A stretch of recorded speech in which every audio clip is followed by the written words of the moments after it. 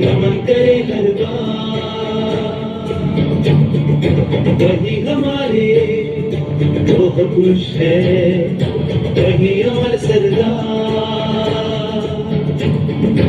एक सूत्र कर दिया देश को छोड़ी हर दीवार, वही हमारे लोह पुरुष है, वही अमर सरदार, वही अमर सरदार। આજે આપણા સરદાર વલ્લભભાઈ પટેલ. તો ચાલો સાંભળીએ આમના જીવન વિશેની થોડી વાતો. સરદાર પટેલજી, પહેલા અમને તમારા જીવન વિશેની થોડી માહિતી આપો. હા જરૂર. તો સાંભળો બાળકો, મારો જન્મ 31 ઓક્ટોબર 1875 નડિયાદમાં થયો છે. મારા માતાનું નામ લાડબા તથા પિતાનું નામ ઝવેરભાઈ છે. મારી પત્નીનું નામ ઝવેરબેન છે. મારે એક પુત્ર અને એક પુત્રી છે. લોકો મને લોખંડી પુરુષ તરીકે ઓળખે છે. હું એક સામાન્ય ખેડૂત છું. સરદારજી, તમે વકાલતની ડિગ્રી તો કરી પણ ક્યારે વકાલત ન કરી, એવું કેમ? જુઓ, સત્યાગ્રહની લડત બે પ્રકારની હોય છે. એક જુલ્મની વિરુદ્ધ અને બીજી પોતાની નિર્ભરતાની વિરુદ્ધ.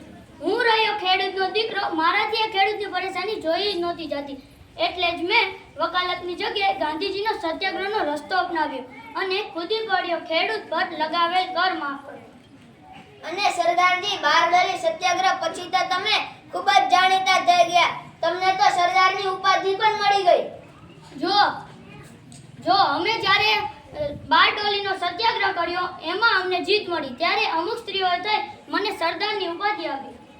તો તમે આજે આપણા દેશવાસીઓને શું કહેવા માંગશો? જુઓ ભાઈઓ, આપણા દેશમાં ભલે અલગ અલગ ભાષા બોલવામાં આવતી હોય, અલગ પ્રદેશ પ્રમાણે અલગ રીત રિવાજ હોય, પણ તેમની વિવિધતામાં એકતા હંમેશા રહેવી જોઈએ.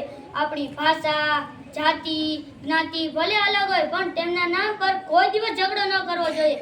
આપણો એક જ ધર્મ છે અને તે છે ભારતીયતા.